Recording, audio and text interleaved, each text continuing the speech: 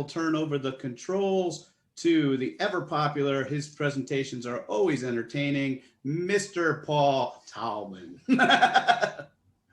All good, sir. I think you introduced the wrong person. So actually, there's similar to last time, there's no real presentation because I want to talk about something a little bit different than normal. So thanks for letting me speak about this. As I mentioned earlier, my name is Paul Taubman. My company is called Digital Maestro. We do websites, we do online advertising. We go the gamut. We actually offer courses and a membership where folks who like to do things themselves, the DIYers, we actually just go through a whole bunch of questions, and anything that people want to do on their website, they want to do it themselves, we answer it. So we're kind of like a support system, training system, and just get people the assistance that they need. On the complete opposite end, we have clients that go, you know what, just build our website, get us traffic. We want to do what we do, our core competency of whatever that is, and you handle all the website stuff. So with that in mind, I've talked about in the past things that your website needs, things that you should do. Maybe it's email marketing, discussed all those things. Well, today I'm going to kind of take a little contrarian approach. And I don't usually like to talk about the negatives, but I want to talk about 5 things that your website should not do. Okay, so this is a little different. So if you find yourself doing these things, don't put your head down in shame. It's okay. A lot of people have gone through this. Some of these are going to seem very basic, like, you know, yeah, of course, but I want to give you some extra information about it so you realize why it's something that you shouldn't do. Okay, so the first one, you're going to go, of course, your website should not look unprofessional, right? That seems simple and basic, and go, yeah, I want something that's professional looking. However, there's a lot of websites out there for small businesses that people have done it themselves. And as I said, we support people like that. We don't look to take business, to do business with them to kind of make things better. But if you're doing it yourself, think about, you know, have you ever done a home project? You know, maybe you put down your own flooring, or maybe you redid a wall in your bedroom. I know when I've done that, especially the first time, god awful. Right? But the more I practice it, if I had to do a second room and put the floor down, things got a lot better. Most of the time when people are building their own website, it doesn't come out as good as it can look.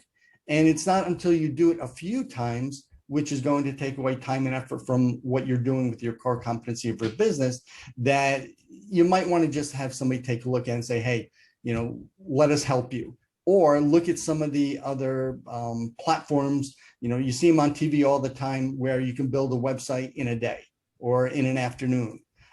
Those are good. They usually get you about 80 to 90% of the way there, but just keep tweaking things and you can do that.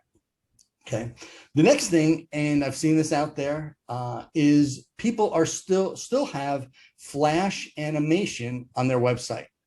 Right, so Flash is something where today, if you go to your website, it'll say, it looks like a little puzzle piece, and it says, you know, do you want to install Adobe Acrobat or something? Flash was actually cut off, discontinued, no longer supported, and that's why you get that little puzzle piece looking thing in December of 2020.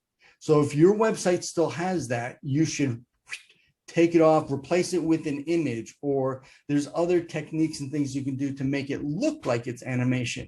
But if your website has that, it's definitely not showing up properly. And the content that was showing perhaps is not available to anybody. So people are going to be missing out on that information that you think that you're providing for them. Okay. This next one's a little bit more technical, but it's definitely important.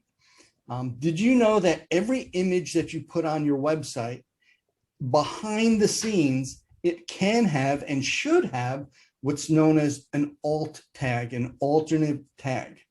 Now, what this is for folks who are visually impaired and actually hook up machines to literally read a website for them. When the machine comes across an image, it's going to use that descriptive text to describe that image to the visually impaired person. Okay. Accessibility is a huge factor that's coming up more and more important these days with websites. So you want to make sure you have that for them, as well as it's really good for your SEO, search engine optimization. So as long as your images have descriptive text, preferably if it has your keywords in it that people are searching for, that's going to give you a double bonus. So make sure you have those. Okay. Another thing that your website should not have are broken links. Right? So a broken link is just you have a link on your website somewhere and it goes to it and says page not found. Google, well, Bing, Yahoo, all the search engines, they see this as a negative factor on your SEO. So if you have a lot of broken links, they kind of assume that either the site is not being maintained properly, you don't know what you're doing, content is changed, and it's just a bad thing, right? If your website has some age to it, right? 3 years, 5 years. Actually, you know, we've developed some sites that went live a few months ago, and even today, website links change, right? So if you're linking to another organization, you have no control over when they change their website and pages and that kind of stuff. So it's possible that you can have a good link today and tomorrow they change it and it's a bad link. So what you need to do in that case is first, you know, make sure you're checking your links on a regular basis. And then if you find that there is a broken link, let's say it's over to, hypothetically, let's say I'm linking to somebody on the Relaxed Teams website, right? relaxteams.com site. And they decide to drop out or they move someplace and they're no longer with us. What I would do is I'd see that I have a broken link there, maybe find somebody else in Relaxed Teams that fits that new category. If I was talking about a carpenter, let's say, and I would update or replace that link so it's no longer broken. Or I might want to find a different carpenter, etc. So whatever you were linking to, if it's broken, find some replacement content for that. This next one's probably going to seem a little counterintuitive as well. One thing your website should not do is list all your products and services. Right? If you think about it, go, wait a second, I want people to know. So it's okay to highlight and showcase all your products and services. But if you have a lot of them, don't literally just list them. People are going to get bored with it. So break it up, make it more readable, put images in there, put headings in there. Don't just make it a menu, right? You ever go to a restaurant where they have Cheesecake Factory? Love them. They have something for everybody, but you can keep flipping through that menu for 20 minutes before you decide what you want.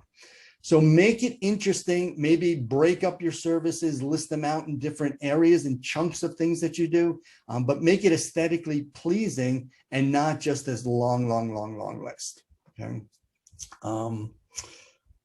Next, everybody, and we've talked about this in the group, social media is important these days. Right. So you may have a Facebook account, you may have a Twitter account, you may have an Instagram, Pinterest, LinkedIn, Reddit, Bumble, Stumble. There are so many different social media platforms. And depending on what you read, people will tell you, you should have an account on all of these sites, right? So you may end up with 10 different social media accounts. And it's good on every page on your website to link to those social media accounts so people can connect with you, right? Sounds like a good idea. It is a good idea. The only time it's not a good idea is you have links to Twitter and you haven't tweeted since 2015 when they kind of came out with. So don't link to social media accounts that you have that you are not maintaining and that you're not using, right? Because people are going to go there and go, well, look at this. There's crickets. The person hasn't said anything. Or if you only have 2 followers and 3 people following you, you want to develop that following. You want to develop your presence on that platform and then put those links to there. And then along with that, the last thing I want to talk about is your website should not be stale. What do I mean by that? Always be adding content to your website. You want to add new information. This way, the search engines know that there's new content on your website. They do come to your website and they realize that, and that's going to help you with SEO. When clients, customers, and prospects come to your website, let's say you have a blog or you're listing articles and they see that the last article you wrote was 2 years ago, they're going to wonder, is this website, is this business still functioning, right? You want it going back to that professional look. If your website looks like it's from the early 2000s, it probably should be updated, right? And then the last thing with being stale is if somebody scrolls down to the bottom of your website and it says, you know, copyright 2016, you probably want to change that, because people again will look at that and go, are they still up to date? Are they still in the past? What's going on with this? You know, some websites, some companies want to show when they started, so that's why they put up 2016. Well, in that case, it's best to make it 2016 through 2021, and then next year update it to 2022. So a lot of things that you shouldn't do, some of them very easy to fix, some of them a little bit more technical, but by fixing those, it's going to make a big difference overall. So that's it. Any questions about anything? Paul, first and foremost, you lived up to the hype and the intro. Thank you, Paul. Great tips. Great presentation. Thank you, sir. I do have a question. Yeah, Lisa. How difficult or easy is it to go behind the art image and put some keywords? Okay, great question. So different platforms, different ways that your website is built, they all should allow it. So if that's the case, just you'll need to kind of go into there. It's usually known as an attribute or a characteristic. So when you add that image, it will probably say, what is the alt image that you, or what's the information you want to add for this? So it's usually not too difficult. If you're using a pre-configured platform or your company gives you this, you may or may not be able to do it. Okay. Thank you. Excellent. Any other questions, concerns? We have 5 minutes left. We will stop streaming at this point. Yeah, so any other questions, concerns, anything anyone has? I'll ask another question if no one has anything. Your second point on the flash animation, I'm not really sure how I would check for that. What am I looking for? All right, so if when you visit your website, everything looks okay, you're good. Okay. Yeah, these would be this would be a legacy system that was built a while ago. So Okay. if you have an old Thank you. website, that would be something. Yeah. like this. But they're still out there and it's not good.